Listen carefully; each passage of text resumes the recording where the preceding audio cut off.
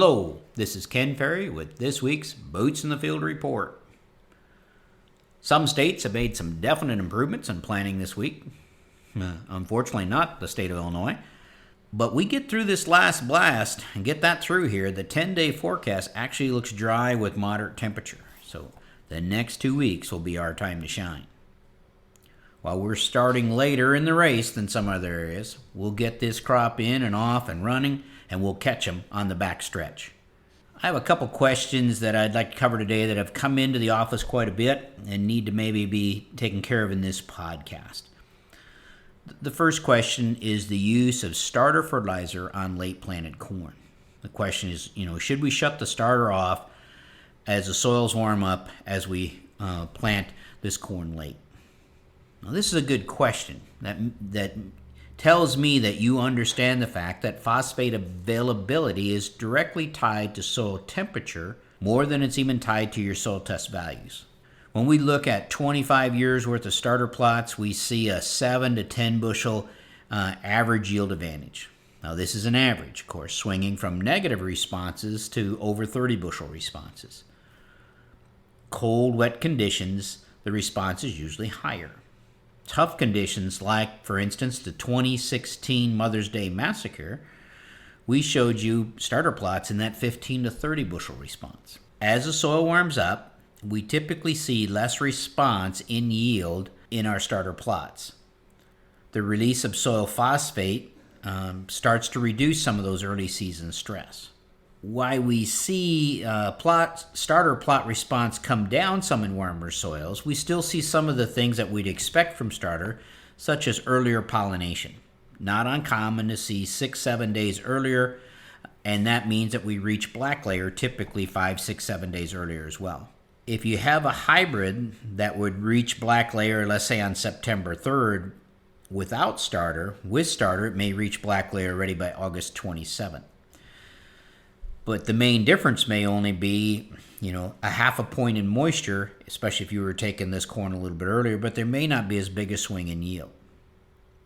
We saw that in some of our plots in 2018, where the starter plots yielded from 0 to 10 bushel better, but most were slightly drier as we look at that moisture in the mid-20s.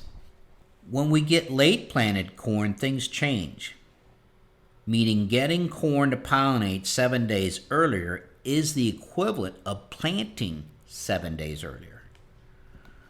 So with late planted corn, if we're giving up, let's say 1.4, 1.3 bushel per day, and we can increase or move up our pollination window 7 days, that's the equivalent of planting 7 days earlier. That's 10 bushel right there, which would be on top of the 7 to 10 bushel we expect to see on that average.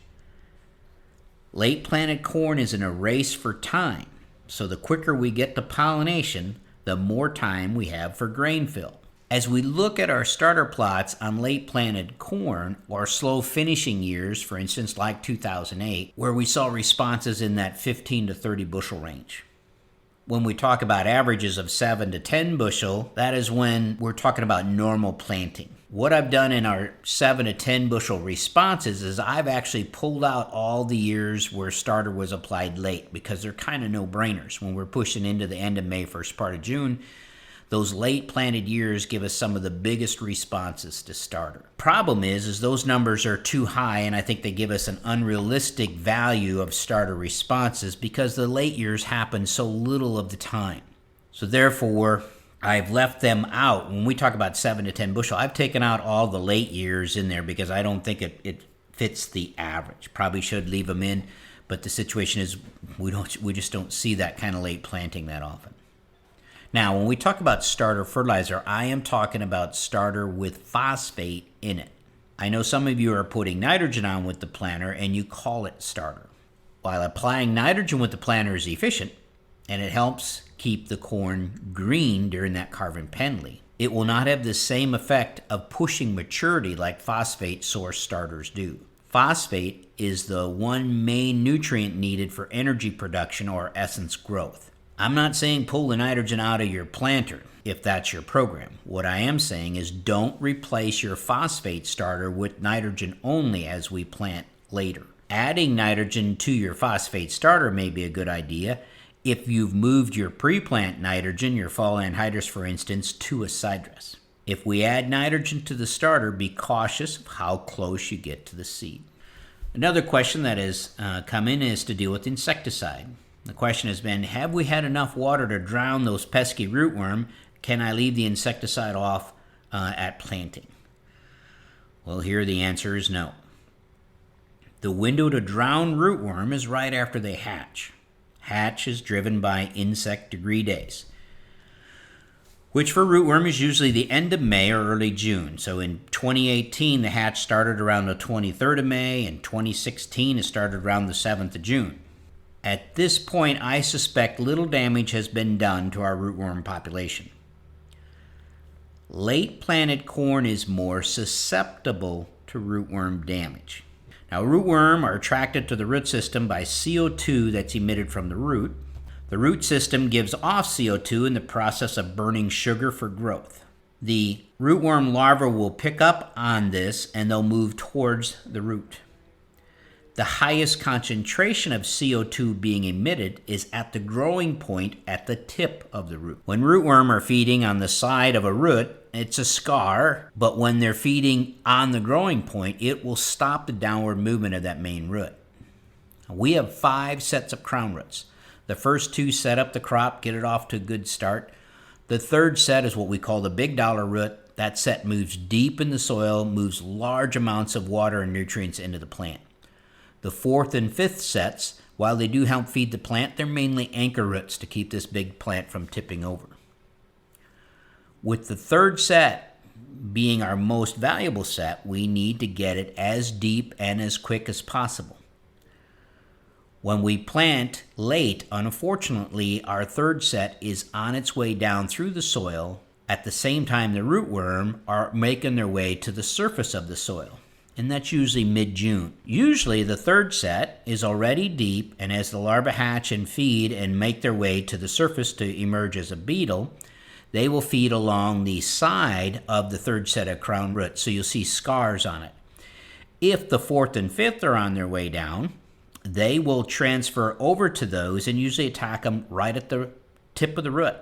Sometimes you see this damage even on brace roots above the soil, and the feeding will be at the tip of the root where the most CO2 is coming off. Now, of course, if we lose the 4th and 5th set and we don't get them deep, we have goosenecked and down corn. You guys have experienced that. But if we lose the 3rd set on its way down, we lose our ability to get this crop through the dry areas of July and August. So, stay the course with insecticide if you're dealing with rootworm pressure. If your pest team has been telling you that we're seeing more and more feeding, you're in corn on corn, or you saw those beetles, you guys that sent those pictures in of rootworm beetle crawling on your combine window when you're combining beans, especially if you're going in there without a treated corn, you need to stay the course. Now, for the most part, our heaviest pressure, again, is to the south of Hayworth, to the southeast and west portions. But everybody's got to pay attention to their own pressure, because I don't know how many pumpkins are growing next door and what your neighboring crops are, or whether you had replant issues. But we did not drown them, and the risk of rootworm damage is actually going up. Now, don't forget to keep an eye on the corn that is planted as it emerges. The first round of cutworm moths that we captured on March 26th, you're going to start to see feeding on May 12th. The big flight that was caught around the April 14th, they're going to start feeding around May 18th to May 20th. Now, cutworm are cheap and easy to stop, and some of this corn is struggling enough, so don't give up any to the cutworm. The good news about late planting is most of the cutworm will starve to death. I like it when I can bring you good news in the podcast. For those of you guys running a trap line, the research department is going to be shipping you out 2 new sets of lures for your traps. So throw those in the traps and keep sending those counts in. You help us all a great bunch. Soil testing crew are about to finish up spring testing best they can, and they'll be rolling into summer testing, so don't forget that. If you haven't got your summer testing orders in, get those in with us. To stay up to date, check out our website at croptechinc.com and subscribe to our podcast, Boots in the Field Report. Keep her safe, keep her moving.